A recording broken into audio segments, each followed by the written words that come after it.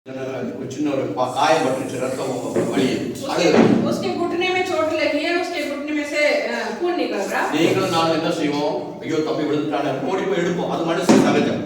हम लोग क्या करेंगे, हम जाके उसको बच्चे को उठाएंगे, अरे बच्चा गिर गया करके उसको उठाएंगे। பண்ணிட்டு பா யாருக்கு அவங்க அம்மா அப்பா யாரு என்ன நீ எங்க இருந்து வர அப்படின்னு கேட்டுட்டு ஒருவேளை அவங்க அப்பா அம்மா வந்தானா அவங்க ஒப்படைச்சிட்டு நம்ம வாட்டுக்கு போனா நம்ம டியூட்டி போறோம். आमीन। लेकिन हम क्या करते हैं, उस बच्चे को उठाएंगे, उसका जो चोट को थोड़ा संभालेंगे, उसके बाद पूछेंगे आपके माँ बाप कौन है करके, और उसके मम्मी पापा के पास उसको छोड़ के हम वापस चले जाते हैं। ஆனால் அதே நேரத்துல நீங்க வெளியில இறங்கறப்போ உங்க பையனோட முழங்கால கீழ விழுந்து அவன் மொழியோட முட்டுல மொழியில வந்து காயப்பட்டு ரத்தமா வலியுது அப்படின்னு வச்சுக்கோங்க. लेकिन आप एक बार सोच के देख लीजिए, जब उसी जगह आप अपने खुद का बच्चा गिर गया है, उसके घुटने में चोट लग गया, तो आप क्या करेंगे?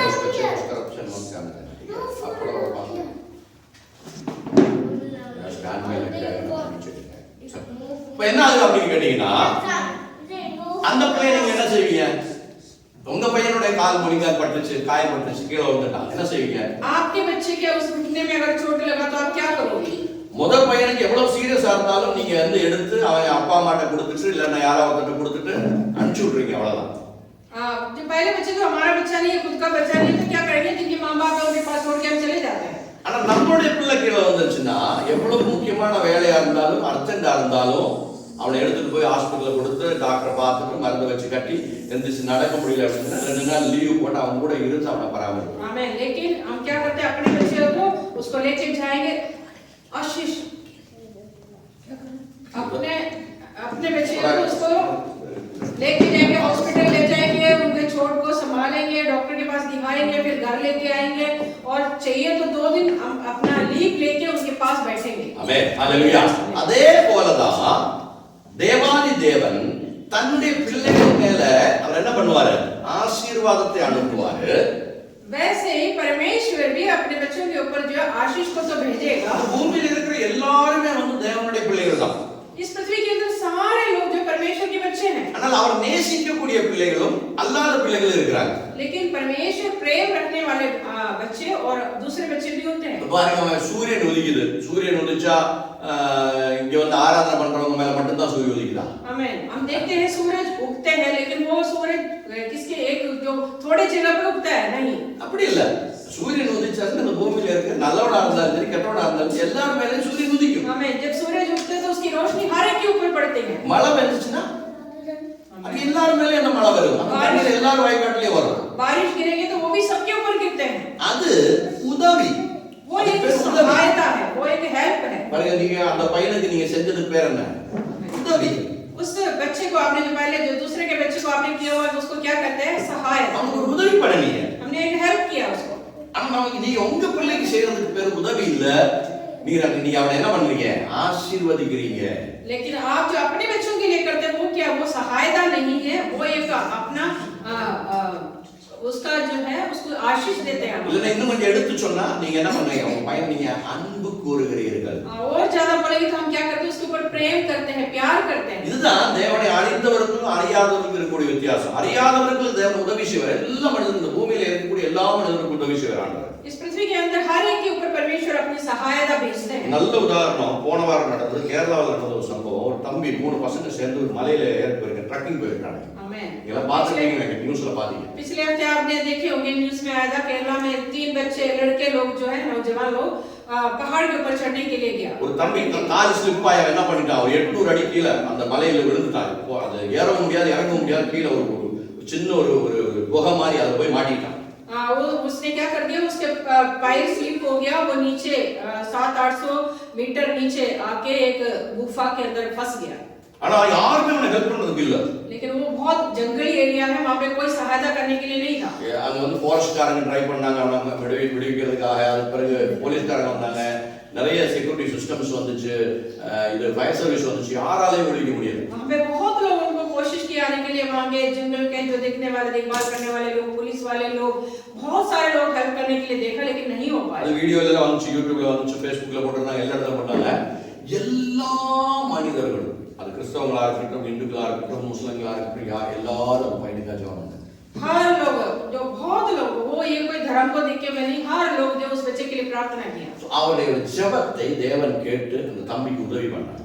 उस प्रार्थना को परमेश्वर ने सुन के उस लड़के के लिए सहायता भेजा। அவன் வந்து ஒரு என்ன சொல்றது, இயேசுவை தெரிந்து கொண்டவன் அப்படின்றதெல்லாம் முஸ்லிம் பையன். ஆனா எல்லாரோட ஜெபத்தையும் கேட்டு ஆண்டவர் என்ன பண்ணாரு, உதவி பண்ணார். लेकिन हर किसी का प्रार्थना को सुन के परमेश्वर ने उसके लिए सहायता भेजा। தேவன் மனிதனுக்கு ஏன் உதவி பண்றார் அப்படின்னு கேட்டீங்க, அது முக்கியமான ஒரு காரியம். परमेश्वर अपने बच्चों के लिए क्यों सहायता भेजता है, उसके लिए ஆண்டவர் நம்முடைய சரீரத்தை பார்க்கிறது இல்ல. परमेश्वर हमारे शरीर को नहीं देखते हैं। பைபிள் சொல்லுகிறது, ஆண்டவராகிய இயேசுவை தெரிந்து கொண்ட மனிதர்கள் எக்காலம் துணிக்கிற பொழுது மறுரூபமாகும் என்று சொல்லி வசனம் வார்த்தை. हम परमेश्वर के वचन में पढ़ते हैं, जब परमेश्वर की आखिरी तुल्फी फूंका जाएगा उस समय जो हमारे जो इस नाशवान शरीर जो है वो रूपांतर होगा। அப்படின்னா என்ன அர்த்தம், மறுரூபமாகிறது அப்படின்னா என்ன அர்த்தம் அப்படின்னு கேட்டீங்கன்னா, இந்த சரீரம் ஒரு நொடி பொழுதுல ஒரு வித்தியாசமான சரீரமா மாறும். उसका मतलब है हमारे ये नाशवान शरीर जो दिखने वाला शरीर जो एक पल में बदल जाएगा। நீங்க எந்த இடத்துக்கு வேணாலும் போகலாம் அந்த சரீரத்தை வைத்து. उस शरीर से हम कहीं भी जा सकते हैं। அதுக்கு உங்களுக்கு மீடியாஸ் தேவையில்லை. மீடியாஸ்னா உங்களுக்கு வாகனங்கள் தேவையில்லை. उसके लिए हमें कोई वाहन की या कोई चीज की जरूरत नहीं है एक जगह से दूसरी जगह जाने के लिए। நீங்க இங்க இருக்கிறப்ப நான் அமெரிக்காவுல போனா நல்லா இருக்கும் அப்படின்னு நினைச்சாலே போதும், நீங்க அமெரிக்கால போயிடலாம். அவ்வளவு ஸ்பீடுல பிரயாணம் பண்ணக்கூடிய ஒரு வித்தியாசமான சரீரமாக இந்த சரீரத்தை தேவன் மாற்றுவார். आमीन। हम एक जगह से दूसरी जगह स्पीड से बहुत तेजी से चलने लायक ये शरीर जो है बदल जाएगा। அதான் ஆண்டவராகிய இயேசு கிறிஸ்து மரித்து உயிர்த்து எழுந்த பிறகு அவருடைய சரீரத்துல வித்தியாசமா இருந்தது. इसलिए हम देखते हैं कि यीशु मसीह मृत्यु में जाने के बाद जब जी उठा तो उनका शरीर जो है रूपांतर पाया हुआ शरीर था। அந்த சரீரோட ஸ்பெஷாலிட்டி என்ன அப்படின்னா, சீடர்கள் எல்லாம் சேர்ந்து ஒரு வீட்டுல நம்ம மாதிரி உட்கார்ந்துட்டு கதவை அடைச்சு தாப்பா போட்டு உட்கார்ந்துட்டு இருக்காங்க. இயேசு என்ன பண்ணாரு, அந்த கதவின் மூலமாக ஊடுருவி அவர்கள் முன்ன வந்தார். उस शरीर का खासियत क्या था, यीशु मसीह जब मर गए थे, जी उठा, अपने चेले लोग एक कमरे में डर के मारे बंद पड़े हुए थे, अपना ताला लगा के अंदर बैठा था, लेकिन उस ताला लगा हुआ उस दरवाजे से यीशु मसीह अंदर आ गए। இப்ப இந்த சரீரத்தை வச்சு நீங்க வெளியில போனோம்னு பார்த்தா உங்களுக்கு என்ன ஆகும், அந்த வால் அந்த கதவு வந்து தடை, கதவு திறந்து இருந்தா தான் நீங்க வெளியில போக முடியும்.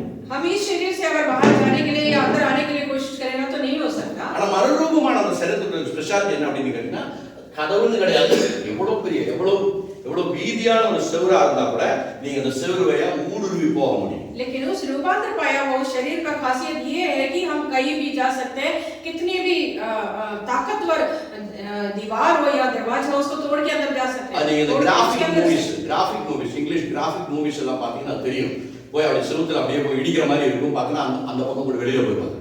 हम इंग्लिश पिक्चर वगैरह देखते हो तो हम उससे देख सकते हैं कि एक व्यक्ति अगर एक को ठक्कर मारे लेकिन वो पार होके जा रहा है। அந்த சரீரம் அந்த மாதிரி ஒரு மாற்றமுள்ள சரீரமாக நம்முடைய சரீரம் மாறும். ऐसा एक रूपांतर पाया हुआ शरीर हो जाएगा हमारा। ஆனால் ஆண்டவர் அதை எதிர்பார்க்கற என்ன அப்படின்னு கேட்டா, அந்த சரீரத்தை அதனால தான் ஆண்டவர் என்ன பண்றாரு, இந்த சரீரத்துக்கு என்ன பண்றது இல்ல, மகிமை கொடுக்கிறது. நம்ம இந்த சரீரத்துல என்ன பண்ணாலும் ஆண்டவர் அதை கவனிக்கிறது. इसलिए परमेश्वर के हमारे शरीर के ऊपर कोई इतना ध्यान नहीं रखते। ஆண்டவர் மனிதனுடைய சரீரத்தை விட மனிதனுடைய ஆத்துமாவுக்கு அதிகமாக மகத்துவம் கொடுக்கிறார். ஆத்துமாவுக்கு அதிகமாக என்ன கொடுக்கிறார், மகிமை கொடுக்கிறார். लेकिन हमारा परमेश्वर जो है शरीर से ज्यादा इंसान के आत्मा को ज्यादा खासियत देते हैं। ஆத்மாவுக்கு என்ன ஸ்பெஷாலிட்டி அப்படின்னு கேட்டா, இந்த சரீரம் என்ன ஆயிடும், பட்டு போயிடும், பூமியில வந்து போயிடும். நம்ம இந்த பூமியை விட்டு போகிற பொழுது பூமியில வந்து புதைச்சிட்டாங்கன்னு சொன்னா கொஞ்சம் வருஷங்கள் கழிச்சு நம்ம சரீரம் முழுவதும் என்ன ஆயிடும், மாறி போயிடும். அது மண்ணோட மண்ணா போயிடும். நம்ம மண்ணில இருந்து நாம் எடுத்திருக்கிறபடியில மண்ணோட மண்ணா மாறிடும். हमारा शरीर का खासियत क्या है, वो एक नाश होने वाला शरीर है, वो मिट्टी में डालेगा तो खत्म हो जाएगा। ஆனா இந்த மண்ணில இருந்து இந்த சரீரத்திலிருந்து வெளியில வரக்கூடிய ஒரு காரியம் உண்டு, அதற்கு பேர் ஆவி, ஆத்மான்னு சொல்லுவோம். लेकिन हमारे शरीर से खत्म होने के मरने के बाद भी हमारे शरीर से बाहर निकलने वाली एक चीज है, वो हमारी आत्मा या प्राण। அந்த ஆத்மாவுக்கு என்ன கிடையாது, இறப்பு கிடையாது, மரணம் கிடையாது. उस आत्मा को कोई मृत्यु नहीं है। हालेलुया।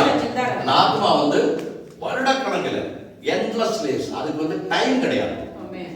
எண்ட்லெஸ் லேஸ் அது என்ன இருக்கும், உயிரோடவே இருக்கும். आमीन। वो आत्मा जो है उसका कोई समय सीमा नहीं है, वो हमेशा हमेशा जिंदा रहता है। அந்த ஆத்மா நரகத்துக்கு போகாமல் இருக்கணும் அப்படின்றதுதான் தேவனுடைய சித்தம். वो आत्मा नरक में ना जाए करके परमेश्वर की इच्छा है। அதனால தான் தேவன் நேசிக்கிறவர்கள் என்ன பண்ணுகிறார், ஆத்மாவை மீட்டுக் கொள்கிறார். इसलिए परमेश्वर अपने प्रेम रखने वालों के आत्मा को वापस लेने के लिए இயேசுவை தெரிந்து கொள்கிறவர்களுக்கு மூன்று விதமான ரூபாந்தரம், இல்லன்னா என்ன சொல்றது மறுரூபம் இருக்கிறது. மூன்று விதமான மறுரூபம் இருக்கிறது. यीशु मसीह को जानने वालों को तीन तरह की रूपांतर है। முதல் மறுரூபம் என்று சொல்றது ஆத்மாவை மீட்டுக் கொள்ளப்படுகிறது. सबसे पहला रूपांतर है अपनी आत्मा की रूपांतर, இரண்டாவது இந்த சரீரத்தினுடைய ரூபாந்தரம் வரும். दूसरे शरीर की அது रूपांतर। எப்ப வராது, எப்ப வரும்? எக்காலம் துணிக்கிற பொழுது மட்டும் ஒரு நொடி பொழுதுல மாறும். हाँ, अगर शरीर की रूपांतर कब तक होगा? ये जब आखिरी तुल्फी फूका जाए। மூன்றாவது ரூபாந்தரம் என்று சொல்லப்படுது ஆத்மா என்று சொல்லக்கூடிய அந்த அந்த என்ன சொல்றது, அந்த ஸ்பிரிட். இந்த ஸ்பிரிட் என்ன ஆகும்? எங்கேயும் போக முடியாம இருக்காதபடி அது பரலோக ராஜ்யத்துக்குள்ள போய் சேரும். हमें तीसरी रूपांतर वो है, हमारी आत्मा जो है वो कहीं और नहीं जाएगा, जिन्होंने हमें आत्मा दिया उनके पास जाएगा। அதுக்கு என்ன சொல்றது, டைம் கிடையாது. और उसके लिए कोई समय सीमा नहीं। பூமியில தான் நம்ம கிளாக் எல்லாம் பண்ணி வச்சிருக்கோம், வாட்ச் கட்டுறோம், கிளாக் பண்றோம், மொபைல்ல வாட்ச் இருக்கு, டைம் பார்க்குறோம், 10 மணி 11 மணி அப்படின்னு சொல்றோம். ஆனா பரலோகத்துல டைமிங் கிடையாது.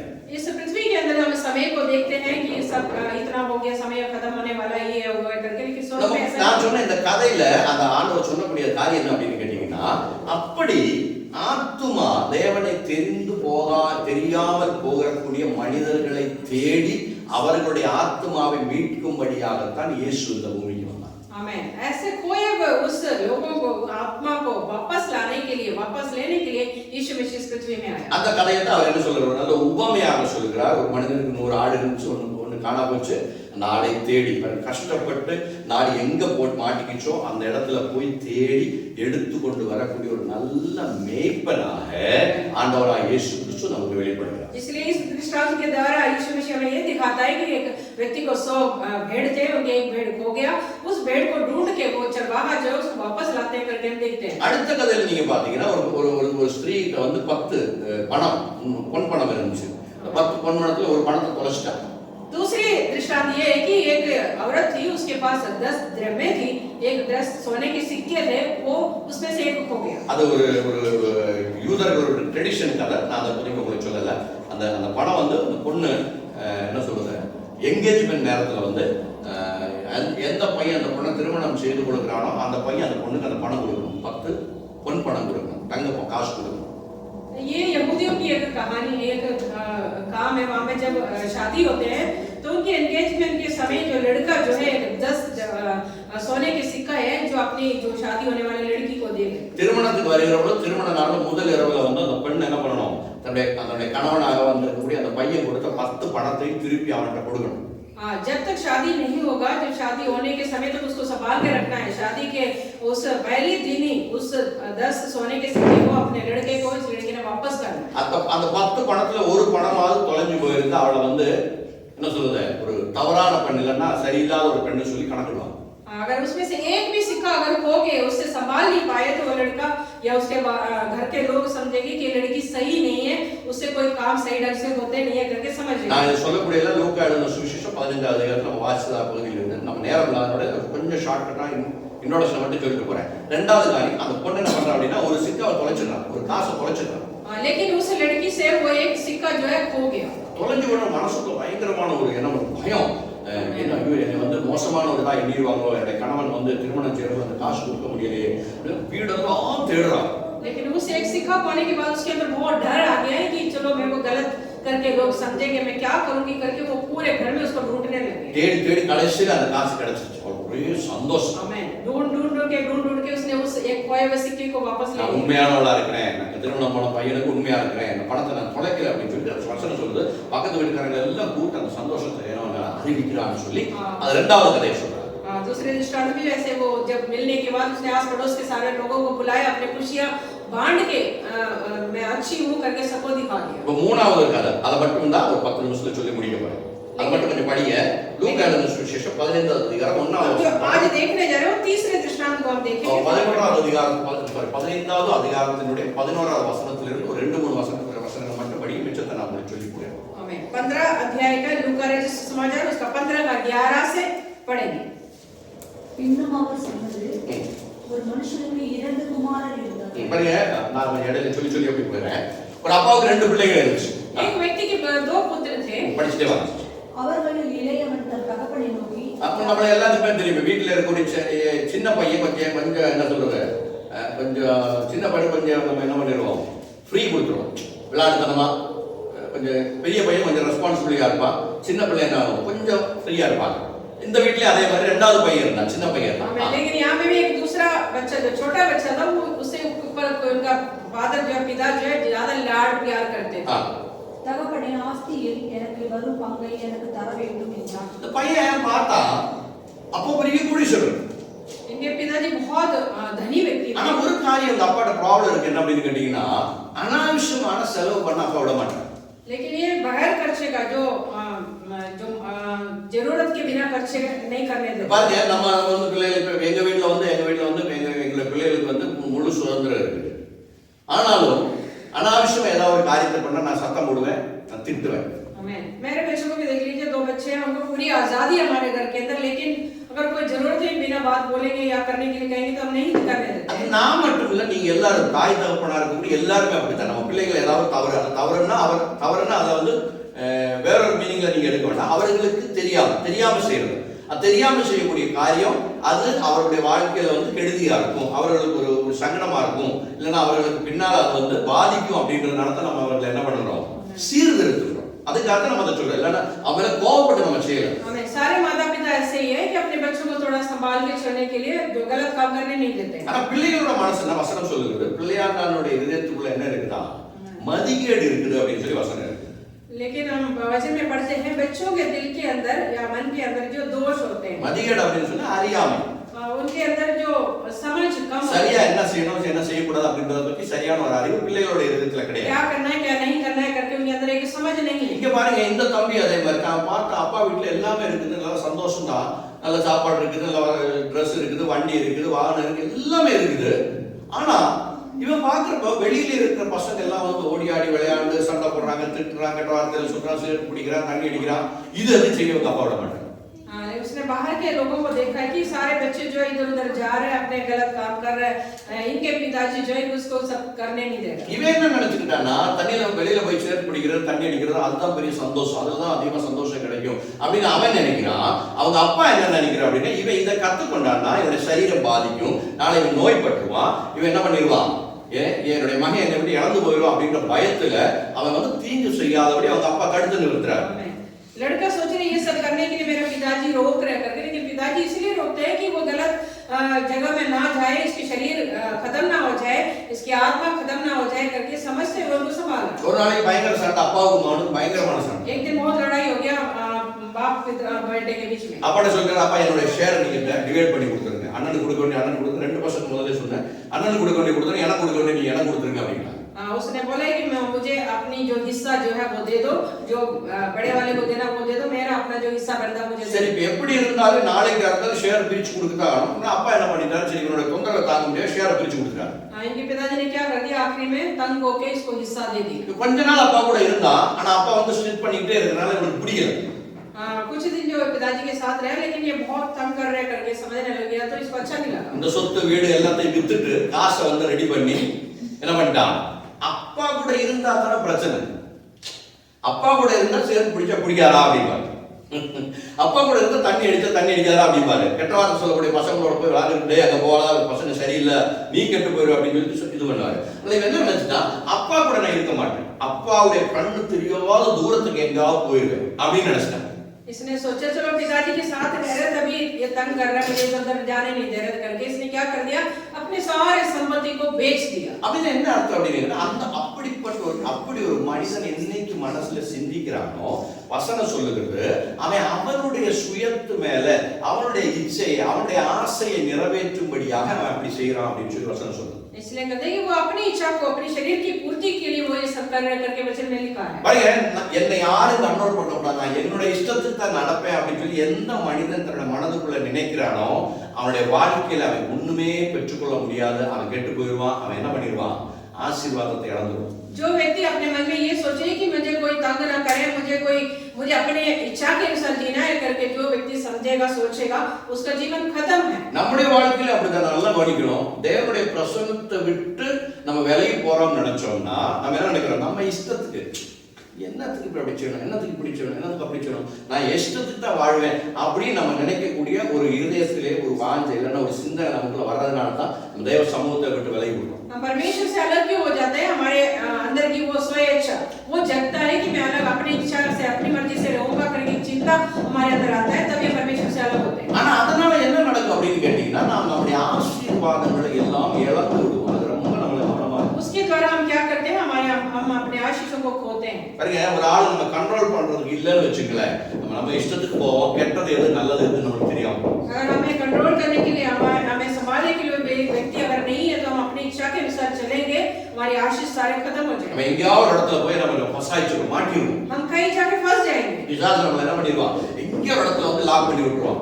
शैतान हमें कहीं ले जाके फंसाएगा। இந்த தம்பிக்கு என்ன நடந்துச்சு அப்படின்னு கேட்டீங்கன்னா, அவன் அப்பாவுடைய பிரசன்னத்துல இருந்து அப்பா திட்டுறது, அப்பா கவனிக்கிறது, அப்பா கண்ட்ரோல் பண்றது பிடிக்காம தன்னோட சொத்து பொத்து எல்லாத்தையும் வித்துட்டு என்ன பண்ணிட்டான், அப்பாவுக்கு தெரியாத இடத்துக்கு, அப்பா பார்க்காத இடத்துக்கு, அப்பா கேட்காத இடத்துக்கு தூரத்துல ஓடி போயிட்டான். लेकिन इस बच्चे ने क्या कर दिया, अपने सारे धन संपत्ति को बेच के उस पैसे लेके अपने पिता से बहुत दूर, जहाँ पे पिता ना पहुंचे, उनके रोक ना पहुंचे, वहां एक दूर देश में पहुंचे। இது ஒரு தன்னம்பிக்கை வேற காட்டுது. அது என்ன அப்படின்னு கேட்டா, காசு இருக்காங்க.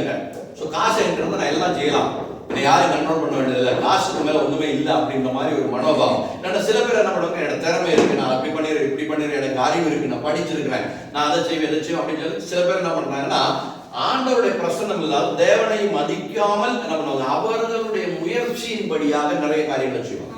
ये उसको दिखाते हैं कि जो बहुत लोगों के अंदर ऐसा एक घमंड है, मेरे पास पैसे हैं, मेरे पास सामर्थ्य तंदुरुस्ती है, मैं कुछ भी कर सकता हूँ, मुझे किसी की जरूरत नहीं है करके ऐसे समझने वाले एक लोगों को दिखाता है।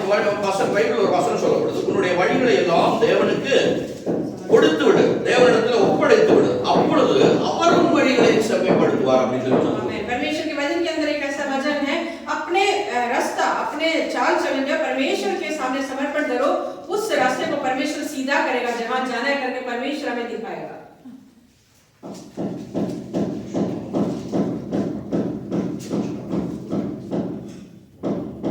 மூணாவது அதிகாரம், நீதிமொழிகள் மூணாவது அதிகாரம், அதனுடைய 5வது வசனத்தை படிங்க. नीति वचन 3रा अध्याय उसका 5वां आयत। நீதிமொழிகள், तू अपनी समझ का सहारा ना लेना, वरना संपूर्ण मन से होगा पर भरोसा रखना, उसी को स्मरण करके सब काम करना, तब वो तेरे लिए सीधा मार्ग निकालेगा। படிங்க சார். உன் சுய புத்தியின் மேல் சாயாமல். பாத்தீங்களா, மனிதன் என்ன பண்றாங்கன்னா, சில நேரங்கள் என்ன பண்ணிடுறாங்கன்னா, படிச்சிருக்காங்க, இல்லைன்னா அவருக்கு எக்ஸ்பீரியன்ஸ் இருக்கு, இல்லைன்னா என்ன சொல்றது, மற்றவங்கள நம்ம கொஞ்சம் அறிவு ஜாஸ்தியா இருக்கு அப்படின்னு நினைச்ச உடனே அது என்ன ஆகுதுன்னா, அவனுக்குள்ள ஒரு பெருமிதத்தை கொண்டு வருது. जब एक व्यक्ति अगर सोचने लगता है कि मेरे अंदर बहुत सामर्थ्य है, हिम्मत है, पढ़ाई है करके घमंड आ जाता है। அந்த பெருமிதம் வருகிற பொழுது என்ன பண்றோம், மற்றவர்களை யாரையும் மதிக்க மாட்டோம். அதான் பிரச்சனை. वो घमंड जब हमारे अंदर आता है तो हम दूसरों को कोई सम्मान नहीं देते। பாருங்க, இந்த உலகம்னு சொல்றது என்ன அப்படின்னு தெரியல, ஒன்றோடு ஒன்று இணைஞ்சிருக்கு. நீ இன்னொருத்தரை சாராமல் உங்களால வாழவே முடியாது. इस पृथ्वी के अंदर हम एक दूसरे के सहारे बिना हम नहीं जी सकते। இதை நம்ம நல்லா புரிஞ்சுக்கணும். ये हमें अच्छी तरह समझना है। எப்பவுமே வந்து இப்ப பாருங்க, நான் என் குடும்பத்துல கணவன் மனைவி பிள்ளைகள் இருக்கிறோம். என் பிள்ளையை தனியாவோ இல்லைன்னா நானோ என்னுடைய மனைவியோ தனியா நினைச்சக்கூடாது. சரி ரைட், எனக்கு ஒன்றும் பிரச்சனை இல்லை, நான் வேலை பார்க்கறேன், வருமானம் வருது, நான் வாழ்றோம் அப்படின்னு நினைக்கவே முடியாது. அவங்க என்னை சார்ந்து, நான் அவங்கள சார்ந்து, பிள்ளைகள் என்னை சார்ந்து, நான் பிள்ளைகளை சார்ந்து வாழ முடியும். அதான் சிஸ்டம், ஆண்டவர் வைத்திருக்கக்கூடிய சிஸ்டம். इस पृथ्वी के अंदर हम एक दूसरे के सहारे बिना नहीं रह सकते। कि फैमिली को ही देख लीजिए, पति अपने पत्नी से, पत्नी अपनी पति से, बच्चे अपने माता पिता से, सब सहारे लेके जीते हैं। ஒரு நல்ல செடி இருக்கு, அந்த செடி கூட மனசுல நினைக்குது, நல்ல காய் காய்க்கிறேன், நான் ஒன்றும் பிரச்சனை, எனக்கு பூமியே தேவையில்லை அப்படின்னு நினைச்ச செடி செடியால் என்ன முடியாது, காய் காய்க்க முடியாது. பூமியில் இருக்குது, அது அதனுடைய சத்தை இழுத்தெடுக்குது, அதனுடைய ஊர்ஜம் சொல்லுது, அதனுடைய பவர், அது வளரக்கூடிய காய் கொடுக்கக்கூடிய அந்த ஊர்ஜத்தை எடுக்கிறது எங்க இருந்து, பூமியில இருந்தா. பூமி எனக்கு வேணாம் அப்படின்னு சொல்லி ஒதுக்கவே முடியாது அந்த காய். एक पौधा अगर खुद को समझे कि मेरे अंदर अच्छे फूल निकलते हैं, फल निकलते हैं, मुझे पृथ्वी की जरूरत नहीं है, मिट्टी की जरूरत नहीं है करके वो सोचने लगेगा, तो कैसे उसके अंदर वो फल और फूल निकलेगा? இல்ல, சூரியனே எனக்கு தேவையில்லை, நான் அப்படியே வாழ்ந்துருவேன் அப்படின்னு நினைச்சிட்டு அந்த செடி இருக்க முடியாது. ஏன்னா சூரியன்ல இருந்து அதுக்கு என்ன கிடைக்குது, புரோட்டீன் கிடைக்குது, அது வளரக்கூடிய வெப்பம் கிடைக்குது. அதெல்லாம் வந்து சூரியனை வச்சுட்டாங்க. சூரியனே எனக்கு வேணாம்னு சொல்லிட்டு அந்த செடி ஒதுங்கி வாழ முடியாது. अगर वो कहे कि पौधा कहे कि मुझे सूरज की जरूरत नहीं है, उसकी रोशनी की जरूरत नहीं है, मुझे ऐसे फल निकल सकता है करके सोचेगा तो नहीं होगा, क्योंकि उसको फल फूल निकलने का पूरा ऊर्ज कहां से मिलता है? சில இடங்கள்ல இந்த வீட்டுக்குள்ள வச்சிருக்க செடி நீங்க பாத்தீங்கன்னா நல்லா தெரியும், எந்த இடத்துல ஜன்னல் பக்கம் இருக்குதோ அந்த செடி என்ன பண்ணுவாங்க, ஜன்னல் பக்கமா திரும்பும். அப்படி இருக்கு செடிகள் வளர்ந்து பாத்தீங்கன்னா, ஏன் சூரியனிலிருந்து அந்த ஊர்ஜத்தை கொடுக்கும்படியாக, வெப்பத்தை கொடுக்கும்படியாக தன்னைத்தானே சூரியன் பக்கம் திரும்புது. अगर आप एक पौधे को देख लीजिए, जहाँ पे छाया में पड़ा हुआ या साइड में रखा हुआ, वो जहाँ पे रोशनी आ रहा है उसी की तरफ वो मुड़ के चलने लगेगा। இது நமக்கு எல்லாத்துக்குமே தேவன் கொடுத்திருக்கக்கூடிய ஒரு ஞான அறிவு. அந்த காரியங்களை பார்த்து நம்ம சில காரியங்களை புரிந்து கொள்ள வேண்டும். நாம் தனியாக வாழவே முடியாது. सारे शख्सों को देखिए, हमें ये समझना चाहिए हम अकेला नहीं रह सकते, किसी के साथ सहारे की जरूरत है। அப்ப வசனம் படிங்க சிஸ்டர். அது என்ன வசனம் உன் சொல்லுங்க? சுய புத்தியின் மேல் சுய புத்தியின் மேல ஊன்றக்கூடாது. எவ்வளவு திறமை இருந்தாலும் எவ்வளவு அறிவு இருந்தாலும் இப்ப நான் பாஸ்டர், நான் நிறைய நேரம் ஜெபிக்க கூடியவன் அப்படின்னு நான் என்ன பண்ணிடக்கூடாது, கவர்மெண்ட் வந்துடக்கூடாது. எனக்கு ஒரு பேர் வேணாம், ஜெபிக்கிறவங்க என்ன விட்டா யாருமே இல்லை அப்படின்னு நான் நினைச்சாச்சு வச்சுக்கோ, போச்சு அவ்வளவுதான். खुद के अंदर की घमंड में नहीं आना चाहिए। படிங்க சிஸ்டர். உன் முழு இருதயத்தோடு பாத்தீங்களா, முழு இருதயத்தோடு என்ன பண்ணணும்?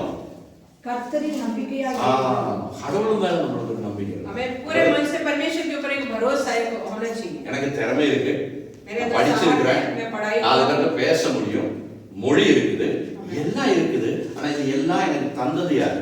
आमेन। मेरे अंदर की सारे सामर्थ किसने दिया? परमेश्वर ने दिया। அப்படின்னு நினைச்சு நம்ம கடவுளை வந்து என்ன பண்ணணும், சார்ந்து இருக்கிற பொழுது வசனம் அடுத்த படிங்க. உன் வழிகள் எல்லாம் அவரை நினைத்துக் கொள். அப்ப நீ செய்யக்கூடிய ஒவ்வொரு காரியங்களும் ஆண்டவரே எனக்கு இதை செய்யக்கூடிய ஒரு திறமையை கொடுத்திருக்கிறேன், நன்றி அப்படின்னு சொல்லி நம்ம அவருக்கு நன்றி செலுத்தி கொண்டே ஒரு காரியத்தை செய்கிற பொழுது அப்படி அப்பொழுது அவர் உன் பாதைகளை செவ்வாய்ப்படுத்துவார். பாத்தீங்களா, அவன் தேவன் என்ன பண்ணுவாரு, ஒருவேளை ஒரு காரியம் செஞ்சுட்டு அந்த இடத்துல ஒரு தடையா இருந்தா கூட நம்ம அவர் மேல ஒரு அன்போட விசுவாசத்தோட ஒரு என்ன சொல்றது, நன்றி செலுத்தக்கூடிய ஒரு இதயத்தோட நம்ம செயல்பட்டு வந்தா, ஒரு இடத்துல ஒரு தடை வந்தா கூட அந்த தடைகளை எல்லாம் மாற்றி நம்மளுக்கு ஆண்டவர் நம்ம ஒரு புது வழிகளை தரணும். परमेश्वर को याद करते हुए, स्मरण करते हुए हमारी सारी कामों को करने लगेंगे तो अगर जहाँ पे टेढ़ी मेढ़ी रास्ता है उसको भी परमेश्वर हमारे लिए सीधा करेगा। இந்த தம்பி என்ன செஞ்சா அப்படின்னு கேட்டீங்கன்னா, அப்பா கூட இருந்தாலும் அவனுக்கு என்ன பிரச்சனை இருந்தாலும் அப்பாட்ட போய் சொன்னா போதும், அப்பா ரெடி பண்ணி கொடுத்துருவாரு. जब पिता के पास ये बच्चा रहते थे तो कुछ भी बाप से बोलो करके देता था। ஆனா இவன் என்ன பண்ணா அப்படின்னு கேட்டீங்கன்னா, பணம் காசு எல்லாம் என் கையில வந்துச்சுல, காசு வந்துச்சுன்னா ரைட்டு, பணம் நான் கோடீஸ்வரன் ஆயிட்டேன், இப்ப காசு இருந்தா எல்லாத்தையும் நான் செஞ்சிருவேன் அப்படின்னு சொல்லிட்டு என்ன பண்ணிட்டேன், அப்பா விட்டு ஓடி போயிட்டான். लेकिन ये संपत्ति पैसे इसके पास आ गया तो इसके अंदर घमंड आ गया, मैं कुछ भी कर सकता हूँ, मैं अकेले रह सकता हूँ करके दूर चला गया। எங்க அப்பா அவனுடைய பிரசன்னத்தை விட்டு அந்த வீடினுடைய காம்பவுண்ட் விட்டு வெளியில போன உடனே இவனுக்கு விரோதம் இல்லைன்னா இவனுடைய காசை மட்டும் பார்த்துக்கிட்டு, இவன் பணத்தை மட்டும் பார்த்துக்கிட்டு அதிலிருந்து இல்லைன்னா அந்த பணத்தை எடுத்து திங்கிறதுக்கும் குடிக்கிறதுக்கும் இஷ்டத்துக்கு செலவழிக்கிறதுக்கும் ஒரு குரூப் தனியா இருக்கிறாங்க, எப்பவுமே வெளியில இருப்பாங்க. लेकिन ये बच्चा ये सारे धन लेके पैसे लेके जा रहे थे तो उसी समय कुछ लोग ऐसे होते हैं कि दूसरे लोगों की भलाइयों को खाने के लिए बैठने वाले लोग ऐसे हमेशा रहते हैं बाहर। ஆரம்பத்துல பார்த்தா அப்பனை விட இவங்க என்ன பண்ணுவாங்க, நல்லா அன்பு கூறுவாங்க. நம்ம அப்பா கூட அந்த फ्रेंड्स பாத்தீங்கன்னா ரொம்ப அன்பு கூறவங்களா இருப்பாங்க. शुरुआत में ये लोग क्या करेगा, बहुत प्यार करेगा, हमें ऐसे लगेगा कि ये तो हमारे माता पिता से ज्यादा प्यार करते हैं। நான் நல்ல ஒரு உதாரணம், பின்னால உட்காந்துருக்காரு, அவரை சொல்லுவேன், எனக்கு சொல்றதுக்கு உரிமை இருக்கு, நான் என்னுடைய நண்பர் மாதிரி பேரை சொல்லி அவர் என்ன செஞ்சாரு அதெல்லாம் நான் சொல்ல முடியும். मैं उसके लिए एक दृष्टांत बता सकता हूँ, मेरा भैया जो पीछे बैठा हुआ, मैं उनके लिए कुछ भी बोल सकता हूँ, एक मेरा एक दोस्त समान है। அவருக்கு நான் சொன்னேன், தண்ணி அடிக்காத, நல்லா சம்பாதிக்கிறவர், நீங்க அப்படியே இருக்கிறப்ப எந்திரிச்சு நடக்கிற பாருங்க, நடக்க முடியாத சூழ்நிலை இருக்காரு. ஆனா அவரை மாதிரி ஒரு நல்ல ஒயிட் வாஷ் பண்றதுல, பெயிண்ட் பண்றதுல ஒரு வேலைக்காரன் நீங்க உலகத்துல பார்க்க முடியும், அவ்வளவு கிட்டிக்காரன். इतना अच्छा एक व्यक्ति था, इतना अच्छा काम करता था, इतना अच्छा कमाता था, बहुत अच्छा व्यक्ति था। நான் அவரை சொன்னேன், நீ என்ன பண்ணுங்க, தண்ணி அடிக்க கூடாது. ஏன்னா இவரோட ஃப்ரெண்ட்ஸ் என்ன பண்ணுவாங்க, சாயங்காலம் வேலையெல்லாம் முடிச்சுட்டு வரப்ப கூட மாட கூட்டிட்டு வந்து தண்ணி அடிக்க வச்சுட்டு, இவர் கையில இருக்கிற காசை செலவு பண்ணி, அவனுக்கு கையில இருக்கிற காசை செலவு பண்ணி தண்ணி அடிக்க வச்சுட்டு, அவரை எங்கேயாவது தூக்கி போட்டு இல்லைன்னா போற வழியில விட்டுட்டு அவனுக்கு போயிடுவாங்க. लोग क्या करते थे, इनके दोस्त लोग क्या करते थे, शाम को जब इकट्ठे होते हैं इनके पैसे लेके और उनके पैसे भी डाल के दारू पीते थे, इनको कहीं भी छोड़ के अपना चल देते थे। ஆனா ஒரு நாளைக்காவது இவங்க வீட்டுல காசு, இப்போ ஒரு 10 நாள் வேலை பார்த்து கையில காசு எல்லாம் தீர்ந்து போச்சு, வாடகை கட்டணும், பிள்ளைகளுக்கு சாப்பாடு வாங்கி கொடுக்கணும், 2 ஆம்பளை பசங்க இருக்கிறாங்க, அவனுக்கு அரிசி கிடையாது, வீட்டுல ஆட்டை கிடையாது. ஒரு நண்பன் கூட வந்துட்டே உங்க வீட்டுல ஆட்டை இல்லையா, அரிசி இல்லையப்பா, ஒரு 5 கிலோ அரிசி நான் வாங்கி கொடுக்குறேன், 5 கிலோ ஆட்டை நான் வாங்கி கொடுக்குறேன்னு சொல்லி அவர்கிட்ட கேட்டு பாருங்க, இன்ன வரைக்கும் ஒருத்தர் கூட சொன்னது கிடையாது. लेकिन उनके दोस्त में से कोई भी ऐसा व्यक्ति नहीं है जब उनके पास काम नहीं होता है, पैसे नहीं होता है, तो उनके 2 बच्चे हैं, घर कैसे चल रहे, तो मैं थोड़ा आटा दिलाऊं या राइस चावल दिला दूं करके कोई भी नहीं बोलते हैं। இது நம்மளுடைய அந்த அப்பாவுடைய காம்பவுண்ட், அந்த சமூகத்தில் இருந்து நம்ம வெளியில போனோம்னா, அப்பா அன்பு கூறுகிறத விட சந்தோஷம், நம்ம அன்பு கூறுகிறது மாதிரி நம்மளை காட்டி நம்முடைய ஆசீர்வாதங்களை எடுத்து கொடுக்கக்கூடிய சிநேகிதர்கள் மாதிரி நம்ம கூட இருக்கக்கூடிய ஆளுங்க இருப்பாங்க நிச்சயமா. हमारे जो पिता के कॉम्पाउंड से बाहर जाएंगे तो ऐसे बहुत लोग मिलेंगे कि हमसे प्यार कर रहे, हम अपने माता पिता से भी ज्यादा प्यार करके दिखाने वाले बहुत लोग होते हैं। அவன் என்ன பண்றான் அப்படின்னு நம்மள்ட்ட எவ்வளவு காசு இருக்குதோ, நம்மள்ட்ட எவ்வளவு பணம் இருக்குதோ, அது தீர்றது வரைக்கும், அது காலி ஆகுறது வரைக்கும் நம்ம கூட இருப்பான். वो लोग क्या करते हैं, हमारे पास जितने पैसे हैं वो पूरा खर्चा होने तक हमारे साथ बने, அது முடிஞ்ச பிறகு என்ன பண்ணுவாங்க, இவன்ட்ட காசு காசு இல்லப்பா அப்படியே நடுவிட வேண்டியது அப்படின்னு நம்மளுக்கே தெரியாம நம்மளை விட்டு ஓடி போயிடும். जब तक हमारे पास पैसे हैं वो हमारे साथ बने रहेगा, जब पैसे खत्म हो जाएगा वो लोग भी தண்ணி அடிக்கிறவங்கள பாத்துருக்கீங்களா? அப்ப தண்ணி அடிக்கிறவங்க தண்ணி அடிக்கிற ஃப்ரெண்டு போய் உட்காந்துட்டு நீங்க என்னடா இந்த ஒரு மாதிரி பவா போடலாம் அப்படின்னு சொன்னோம்னா கடனை வாங்கியாவது தண்ணி அடிப்பாங்க ரெண்டு பேரும் போய். आमीन। अगर एक व्यक्ति के पास पैसा नहीं है, दारू पीने वाला व्यक्ति है, तो वो क्या करेंगे? कर्जा लेके भी जो वो है वो पिएगा भी। ஆனா அவன்கிட்ட போய் வீட்டுல அரிசி இல்லப்பா, பிள்ளைகளுக்கு சாப்பாடு கொடுக்க அரிசி இல்லையா, ஒரு 5 கிலோ அரிசி வாங்கினா காசு கொடுறானா காசு கொடுக்க மாட்டான். लेकिन अगर वो कहे कि मेरे घर में चावल नहीं है, आटा नहीं है, मुझे 100 रुपए दे दो या 500 रुपए दे दो करके पैसा मांगेगा तो नहीं देगा। கெட்டு போறதுக்கு எவ்வளவு நாள் ஹெல்ப் பண்ணுவாங்க, நல்லா இருக்கிறதுக்கு ஹெல்ப் பண்ண மாட்டாங்க. அதான் உலகம். हमें नाश होने के लिए तो वो तो साथ तो देगा, लेकिन भलाई होने के लिए कोई नहीं देगा। பாருங்க, இந்த தம்பி என்ன பண்ணா அப்படின்னா இந்த பணத்தை எல்லாம் எடுத்துட்டு போனா அவனோட நல்ல சிநேகிதர்கள் சேர்ந்தாங்க. அவனை வந்து நல்லா ஏமாத்தி அவன்கிட்ட இருந்த காசு பணம் எல்லாத்தையும் காலி பண்ணி கடைசியில இவன்கிட்ட காசு இல்லைன்னு தெரிஞ்சு அவனை விட்டு ஓடி போயிட்டாங்க. हमें ये इस बच्चे के साथ भी यही हुआ है, उसके पास जितने पैसे थे सब खर्चा हो गया, तो उनके दोस्त लोग भी उससे हट गए। கடைசியில வேலைக்கு தேடி பார்த்தா வேலையும் கிடைக்கல. आखिरी में उसने काम ढूंढा, काम भी नहीं ஆனா मिला। அந்த ஊர்ல பஞ்சம் வேற. लेकिन उस देश में जो है काम नहीं था और अकाल पड़ा हुआ था। கடைசியில என்னாச்சு, யோசிச்சாங்க என்ன ஆச்சு, சாப்பாட்டுக்கே வழி இல்லை, என்ன செய்யணும் அப்படின்னு யோசிச்சு வந்தா ஒரு வீட்டுல ஒரு கொஞ்சம் பன்னி வைக்கிற ஒரு வீடு இருந்துச்சு. பன்னிக்கு விவசாயம் பண்ணக்கூடிய மனுஷன் இருந்தா அந்த பன்னி வைக்கிறவங்க பார்த்தா பன்னி நல்லா சாப்பிட்டுக்கிட்டு இருக்கிறது, வாயெல்லாம் அதனால சாப்பிடவே இல்லை. நினைச்சு பண்ணி சாப்பிட்டதான் கிடைச்சா கூட எனக்கு போதுப்பா அந்த மாதிரி ஆயிட்டான். அவ்வளவு சூழ்நிலையில நண்பர்கள் எல்லாம் விட்டு போயிட்டாங்க. உலகம் அப்படிதான், நம்மளை விட்டு என்ன பண்ணிடுவோம், நம்மளை கொண்டு போய் நல்ல ஒரு இடத்துல கசாயிச்சு விட்டுட்டு ஓடி போயிடும். ஒருத்தன் கூட கடைசியில் நிக்க மாட்டாங்க. अदा बोलो उस देश में जो है एक पिग, हिंदी में क्या बोलते हैं, सुअर एक घर के अंदर बहुत सारे सुअर थे, उसको पालने के लिए एक लड़के को ढूंढ रहे थे। वो आखिर में ये लड़का जो उस काम में लग गया। अरे அங்கே பஞ்சம், அந்த ஊர்லயே பஞ்சம். இந்த பன்னிக்கு கொடுக்குற சாப்பாடு கம்மியான சாப்பாடு, லிமிட்டட் சாப்பாடு தான் கொடுப்பான். இவன் பண்ணி மேய்க்க வேலையில் போய் சேர்ந்து வேணா பன்னிக்கு கொடுக்குற சாப்பாடு கொஞ்சம் சாப்பிடலாம் அப்படின்னு போனா பண்ணி விடுமா, அதுக்கே கம்மியான சாப்பாடு கிடைக்குது. அது அங்க சாப்பிட்டு அந்த சாப்பாடு அவனுக்கு கிடைக்காத ஒரு சூழ்நிலை ஆயிடுச்சு. अकाल था उस समय, इसलिए खाना कहीं भी नहीं मिल रहा था। उसने सोचा चलो इस सुअर को जो खाना खिला रहा है उसमें से थोड़ा सा खाऊं। அங்க உட்கார்ந்து ஐயோ எனக்கு சாப்பாடு இல்லையே, 2 நாளா நான் சாப்பிடலையே, பசிக்குதே, வேறெல்லாம் காயுதே அப்படின்னு யோசிச்சுக்கிட்டு இருந்தா பார்த்தா இவரோட புத்தி தெளிஞ்சிச்சு. அப்பதான் வசனமே அப்படியே தான் எழுதிருக்கு. இவனுக்கு புத்தி அப்பதான் வந்துச்சு, அதுக்கு முன்னால புத்தி போயிடுச்சு அவனுக்கு. आमीन। लेकिन जब उसके पास खाना नहीं था, कुछ भी नहीं था, ये जब उस सुअर के सामने बैठ के उसको खाना को खींचने के लिए कोशिश कर रहा था, तब उसका बुद्धि जो है खुल गया। புத்தி வந்த உடனே யோசிச்சு பார்த்தாங்க, எங்க அப்பா வீட்டுல பாத்தீங்கன்னா வேலைக்காரங்க சாப்பிட்டு மிச்சம் வைக்கிறாங்க. उसने उस समय उसका बुद्धि खुल गया, तब उसके याद में आया कि मेरे पिताजी के घर में जो है काम करने वाले लोग खा के उसका फिर भी बच रहा खाना। பாருங்க, அவனோட புத்தி திறந்தது, நல்லா திறந்திருக்கு. அவன் என் அண்ணன் சாப்பிட்டுட்டு மிச்சம் வைக்கிறான்னு சொல்லல, எங்க வீட்டுல இருக்கக்கூடிய வேலைக்காரங்க கூட சாப்பிட்டுட்டு மிச்சம் வைக்கிறான்.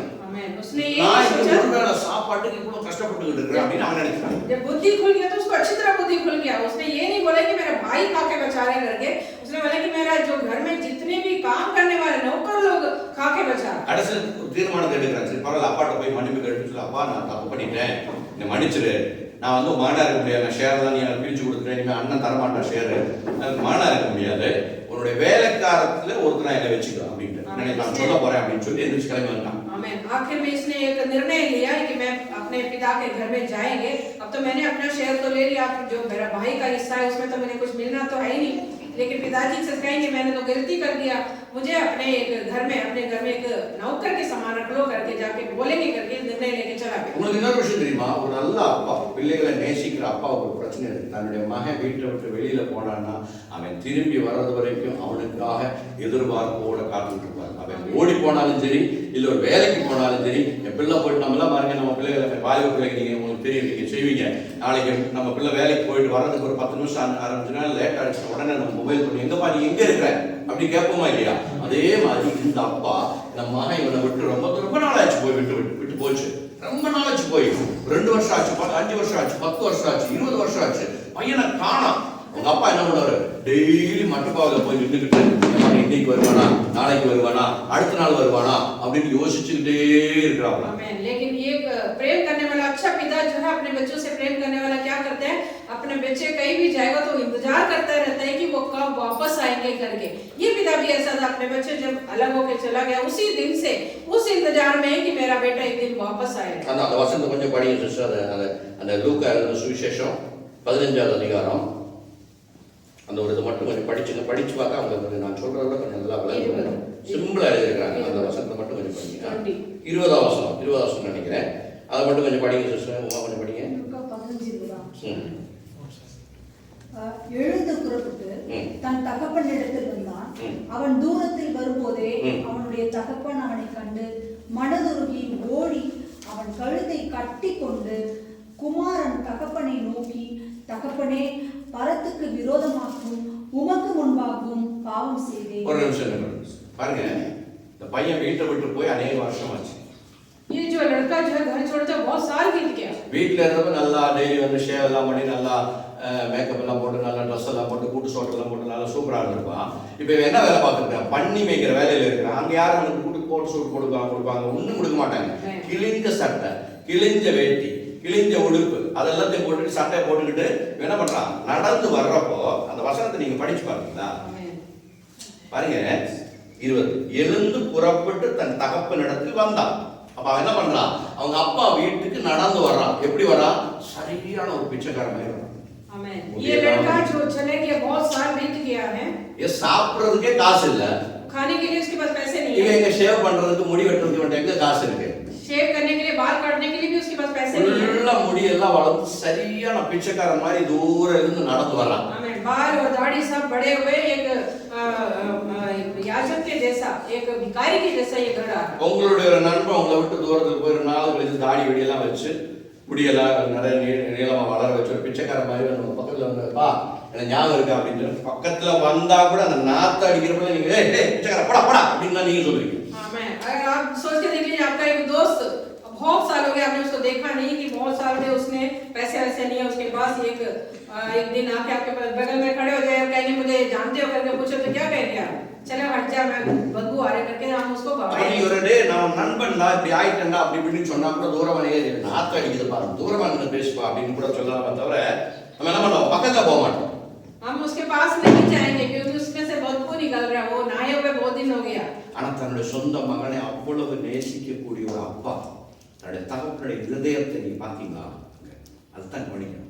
यहाँ पे आप देख लीजिए, उस पिता को देख लीजिए, अपने बेटे से प्यार करने वाला, प्रेम करने वाले पिताजी को देख लीजिए. அவனுடைய தகப்பன் அவனை கண்டு மனம் உருகிறான். उसके पिताजी उसको देख के उनके मन के अंदर बहुत दर्द होने लगा. அவ்வளவு மோசமான ஒரு சூழ்நிலை, சரியான ஒரு பிச்சைக்காரனை போல நோஞ்சானா கீறுன வஸ்திரத்தை போட்டுக்கிட்டு வர்றப்ப கூட அப்பா புரிஞ்சுக்கிட்டாரு இது யாரு. इतने बुरे हालत में आने के बाद भी दाढ़ी बाल सब बढ़ के और फटे हुए कपड़े पहन के आया तो भी उन पिताजी ने उसको जान लिया कि ये मेरा बेटा है. அதான் தேவனுடைய அன்பு. ये है परमेश्वर के प्यार. மனிதனுக்கு கொடுக்க முடியாது, ஆனால் தேவன் நம்ம நேசிக்கிறது அப்படி. நம்ம எந்த ஒரு சூழ்நிலையா இருந்தாலும் சரி, எவ்வளவு பாவம் செஞ்ச ஒரு மனிதனா இருந்தாலும் சரி, ஆண்டவரே இயேசுவேன்னு சொல்லி நம்ம கூப்பிடுறப்போ அவருடைய அன்பு அப்படியே நம்ம மேல இறங்கும். हमारा पिता परमेश्वर की प्यार भी वैसे ही है, प्रेम भी वैसा ही है. जो हम जितने भी गहरे पाप करे हो, कोई भी गलत काम किया, அப்பா என்ன சொல்லிருக்காரு? சேரெல்லாம் வாங்கி தின்னுட்டு போய் எல்லாத்தையும் வித்து முடிச்சு இவ்வளவு இது பண்ணிட்டு இவ்வளவு கட்டுப்பட்டு வந்திருக்கிறேன், அனுபவிக்கணும், உனக்கு அப்படித்தானே வேணும் அப்படின்னு தான் உலக பிரகாரமான அப்பன் சொல்லுவோம். एक साधारण पिता है तो क्या कहेंगे कि तूने मेरा सारा हिस्सा लेके गया था, तूने उसको सारा नाश कर दिया, सारा खत्म करके आया है, अब तू क्या करेगा? எத்தனை வருஷம் என்னுடைய உழைப்பு எவ்வளவு வருஷமா இருந்து நான் காசு சம்பாதிச்சு வச்சு நான் சேர்த்து வச்ச சொத்து நீ அதை வாங்கிட்டு போய் எல்லாத்தையும் காலி பண்ணிட்டு வந்திருக்கிறேன் அப்படின்னு தான் அப்பா உலக பிரகாரம் அப்பா சொல்லுவான். ஆனா இந்த அன்பான அப்பா, இந்த அப்பா வந்து கதை கிடையாது, உண்மையான தேவனுடைய அன்பை வெளிப்படுத்தி காட்டக்கூடிய ஒரு சம்பவம். பாருங்க, தூரத்திலிருந்து அவனை பார்த்து அவ்வளவு நாரி அவ்வளவு பிச்சைக்காரன் பண்ணியோட வீட்டுக்குள்ள போய் படுத்துக்கிறவனுக்கு என்ன செண்டு வாசனை அடிக்கும். सुअर को चराने वाले के घर में रहने वाले उसके ऊपर क्या खुशबू आएगा कि बदबू आएगा? ஓடி வந்து அவனை கண்டு மனதுருகி என்ன செஞ்சாரா? அவனை கழுத்தை கட்டி கொண்டு அவனை முத்தம் விட்டார். वो दूर से ही उनको पिता ने उसको देखकर तरस खाया और दौड़कर उसे गले लगा. எந்த உலக பிரகாரமான அப்பா அப்படி சொல்லி நான் செய்ய மாட்டேன்.